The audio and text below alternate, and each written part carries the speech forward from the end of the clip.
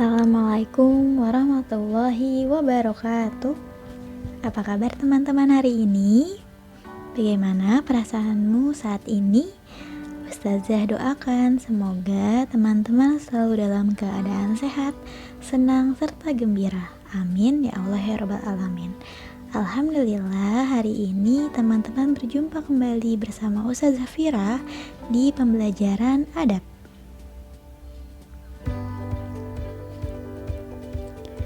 Sebelum kita mulai ke pembelajaran hari ini, alangkah baiknya kita berdoa terlebih dahulu ya. Sikap berdoa, tangannya diangkat, kepalanya ditundukkan. Doa sebelum belajar. Bismillahirrahmanirrahim. Rabbi zidni ilman warzuqni fahman. Amin.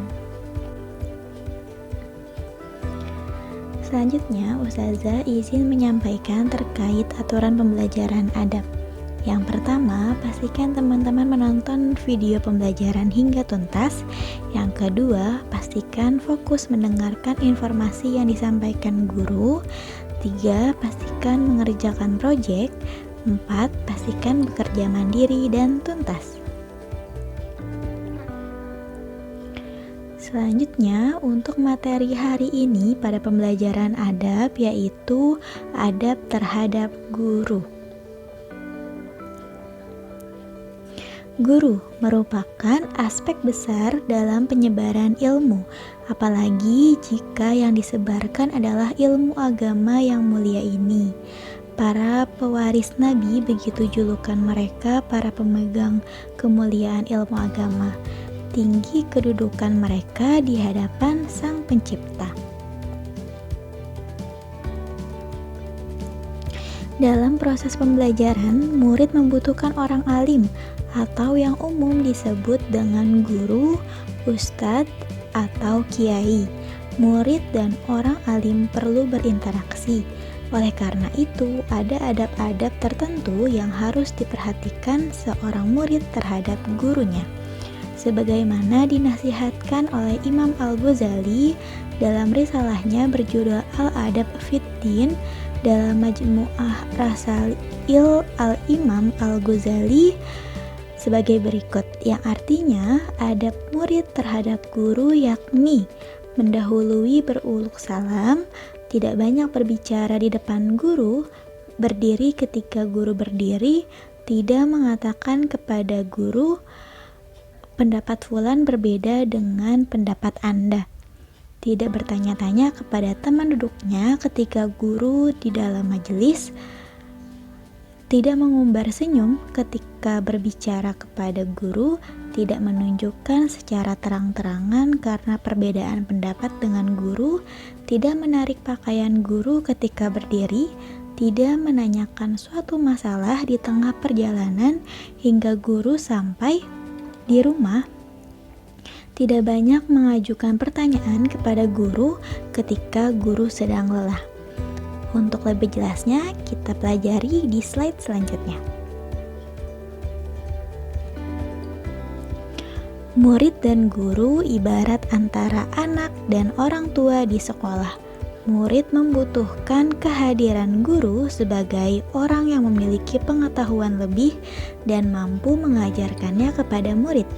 Komunikasi dan interaksi yang terjalin antara murid dan guru haruslah disertai dengan adab, sebagai rasa hormat yang tinggi kepada sang guru. Bentuk penghormatan baik dalam lisan maupun perilaku harus selalu diterapkan dan menjadi kewajiban bagi setiap murid. Menuntut ilmu adalah mencari keberkahan dari Allah Subhanahu wa Ta'ala melalui guru.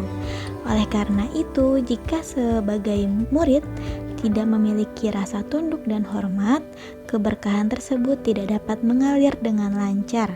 Begitupun dengan proses ketika mencari ilmu yang dapat menemui hambatan di jalannya. Jadi, ketika teman-teman sedang menuntut ilmu, menambah ilmu yang akan teman-teman peroleh dari guru, sebaiknya teman-teman menghormati guru tersebut dimanapun dan kapanpun dan siapapun itu, agar ilmu yang teman-teman terima itu mendapatkan keberkahan. Nah, sekarang kita akan mempelajari adab-adab apa saja yang termasuk dengan adab terhadap guru. Yang pertama, menyapa dan memberi salam. Hal ini sejalan dengan hadis Rasulullah SAW yang diriwayatkan Bukhari dan Muslim, bahwa yang kecil memberi salam kepada yang besar. Maksudnya, ketika teman-teman bertemu dengan guru, alangkah baiknya teman-teman memberi salam kepada guru tersebut. Lalu yang kedua, mencium tangan. Bentuk rasa hormat kepada guru dapat dilakukan dengan mencium tangan guru, baik ketika baru saja datang ke sekolah, pulang sekolah, atau ketika tidak sengaja bertemu. Untuk murid perempuan, mencium tangan guru perempuan dan memberi salam kepada guru laki-laki. Lalu untuk murid laki-laki, mencium tangan guru laki-laki dan memberi salam guru perempuan.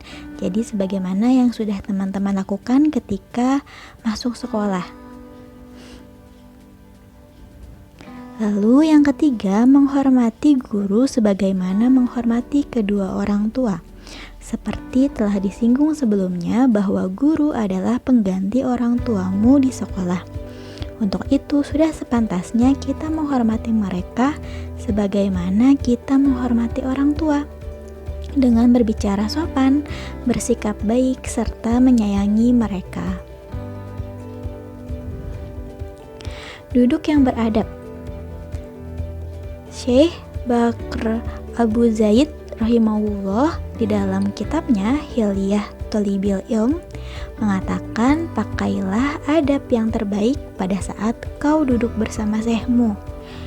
Pakailah cara yang baik dalam bertanya dan mendengarkannya. Syekh Utsaimin mengomentari perkataan ini, duduklah dengan duduk yang beradab, tidak membentangkan kaki dan juga tidak bersandar, apalagi saat berada di dalam majelis. Ibnul Jamaah mengatakan seorang penuntut ilmu itu harus duduk yang rapih, tenang, tawadu, mata tertuju kepada guru, tidak membentangkan kaki, tidak bersandar, tidak pula bersandar dengan tangannya, tidak tertawa dengan keras, tidak duduk di tempat yang lebih tinggi, juga tidak membelakangi guru. Jadi ketika teman-teman sedang duduk bersama guru, pastikan teman-teman duduk dengan yang beradab. Maksudnya di sini yaitu duduknya dengan tenang, dengan sungguh-sungguh menerima ilmunya, lalu tidak membentangkan kaki.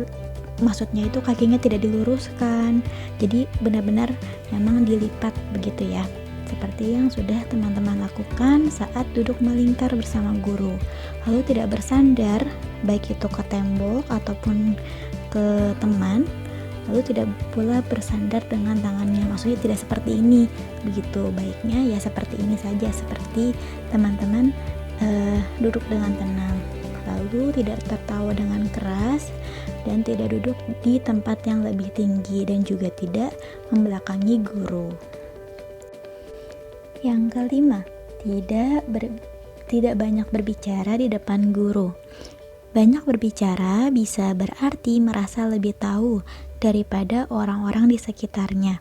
Apabila hal ini dilakukan di depan guru, maka bisa menimbulkan kesan seolah-olah murid lebih tahu daripada gurunya. Hal ini tidak baik dilakukan kecuali atas perintah guru. Jadi, ketika teman-teman sedang menerima ilmu yang sedang disampaikan oleh guru, lalu juga teman-teman sudah tahu ilmu tersebut, teman-teman cukup mendengarkannya saja. Mendengarkan lalu memahaminya kembali. Jika teman-teman sudah waktunya untuk berdiskusi atau tanya jawab, teman-teman boleh mengungkapkan ilmu yang mungkin teman-teman sudah terima. Tetapi ketika guru tersebut sedang menyampaikan materi tersebut, teman-teman cukup mendengarkannya saja. Lalu yang keenam, berdiri ketika guru berdiri. Bila guru berdiri, murid sebaiknya lekas berdiri juga. Hal ini tidak hanya penting kalau guru memerlukan bantuan sewaktu-waktu. Misalnya, uluran tangan agar segera bisa tegak berdiri, tetapi juga merupakan sopan santun yang terpuji. Demikian pula jika guru duduk, sebaiknya murid juga duduk. Yang ketujuh, tidak memotong pembicaraan. Seorang murid tentu saja tidak boleh memotong pembicaraan guru begitu saja. Jika memang ingin menyatakan ketidaksetujuan ataupun menanyakan sesuatu, sebaiknya murid menunggu guru selesai berbicara. Kemudian menyampaikan keinginannya dengan cara yang sesuai dan sopan. Berkata Abdurrahman bin Harmalah al-Aslami, tidaklah seseorang berani bertanya kepada Sa'id bin Musayyib atau seorang ulama ahli hadis dan ahli fikih sampai dia meminta izin, layaknya meminta izin kepada seorang raja. Jadi ketika teman-teman sedang ingin mengungkapkan pertanyaan ataupun pendapatnya, teman-teman tunggu dulu sampai guru tersebut tuntas berbicara. Setelah tuntas berbicara, lalu guru tersebut menyampaikan apakah ada yang ingin disampaikan atau apakah ada yang ingin ditanyakan, teman-teman boleh menyampaikan pendapat teman-teman sendiri. Jadi ketika teman-teman ingin mengungkapkan sesuatu, pastikan tidak memotong pembicaraan dari guru tersebut. Yang kedelapan, tidak menunjukkan perbedaan pendapat dengan guru. Bisa saja seorang murid memiliki pendapat yang berbeda dengan guru. Jika ini memang terjadi, murid tidak perlu mengungkapkannya secara terbuka sehingga diketahui orang banyak. Lebih baik murid meminta komentar sang guru tentang pendapatnya yang berbeda. Cara ini lebih sopan daripada menunjukkan sikap kontra dengan guru di depan teman-temannya. Jadi maksudnya, jika teman-teman mempunyai pendapat yang berbeda dengan apa yang sudah guru sampaikan kepada teman-teman, teman-teman boleh bertanya kenapa menurut pandangan teman-teman itu seperti ini. Jadi meminta diskusi atau komentar dari guru tersebut.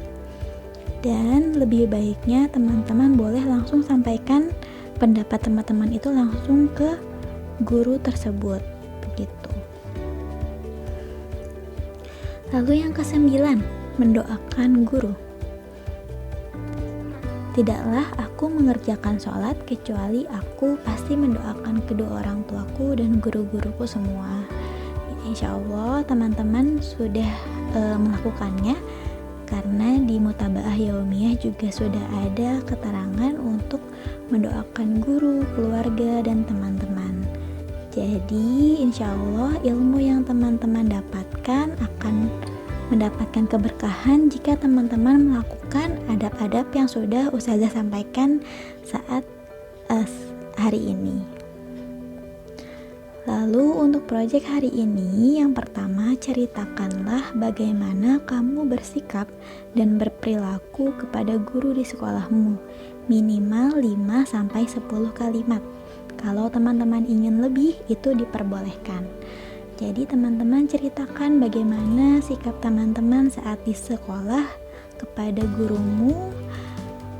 Apakah teman-teman sudah melakukan sesuai adab atau belum, atau misalnya teman-teman sudah sesuai adab, misalnya disampaikan bahwa teman-teman ketika mendengarkan guru duduknya sudah sesuai adabnya, atau misalnya teman-teman ketika menyampaikan pendapat pernah memotong pembicaraan guru. Jadi boleh disampaikan sikap teman-teman yang sudah teman-teman lakukan terhadap guru itu seperti apa.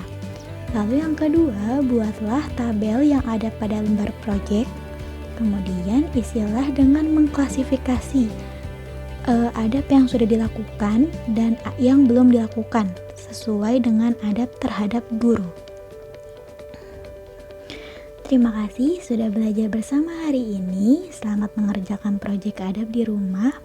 Ustazah, mohon maaf jika ada kesalahan kata ataupun informasi hari ini. Kita tutup dengan membaca hamdalah bersama-sama.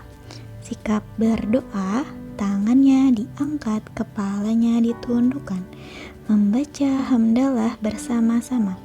Alhamdulillahirabbil alamin. Segala puji bagi Allah Tuhan semesta alam.